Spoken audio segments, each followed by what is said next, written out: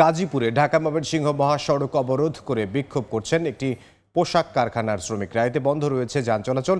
এই মুহূর্তে সেখানে আছেন সহকর্মী রাজিবুল হাসান। সরাসরি যাব তার কাছে। রাজীব, শ্রম অধ্যুষিত গাজীপুরে একদিকে যেমন কারখানার শ্রমিকরা উৎপাদনে সচল হয়েছে, কার্যক্রমে যুক্ত হয়েছে সকাল থেকে, অন্যদিকে একটি পোশাক কারখানার শ্রমিকরা কিন্তু মহাসড়কেও নেমেছে।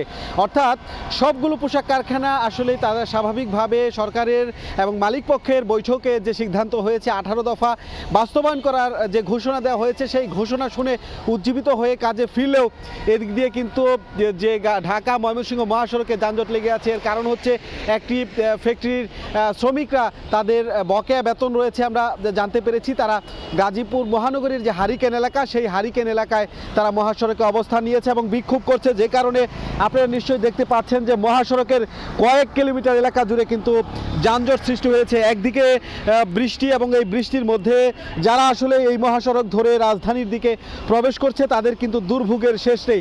আপনারা নিশ্চয়ই দেখতে পাচ্ছেন যে গাড়ি একটার পেছনে একটা লেগে আছে।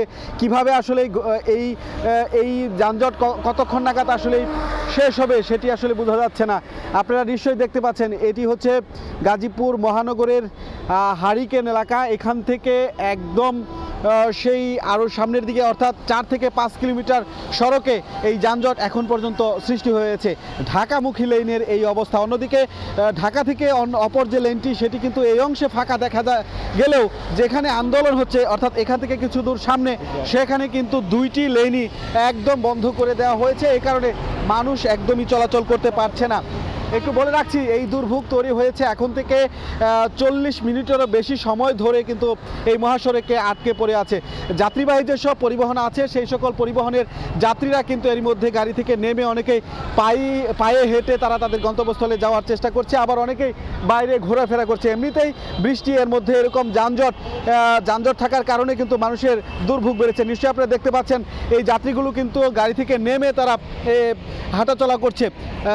সামনের দৃশ্য একটু দেখানোর চেষ্টা করবো আবারও, যে এই যে লাইনটি সেটি কিন্তু আসলে কতক্ষণ নাগাদ এই যানজট শেষ হবে সেটি আসলে বোঝা যাচ্ছে না।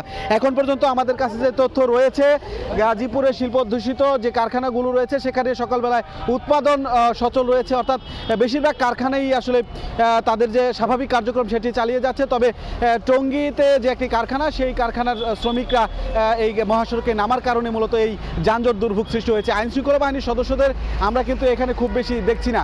তো যারা আসলে দুর্ভোগে পড়েছে তারা বলছেন যে খুব দ্রুত সময়ের মধ্যেই আসলে এটি কাটিয়ে ওঠার জন্য যা করা দরকার প্রশাসনকে সেই ভূমিকা নেওয়ার জন্য তারা আহ্বান জানাচ্ছে। তো মোটামুটি এই ছিল আমার কাছ থেকে থাকা সবশেষ তথ্য।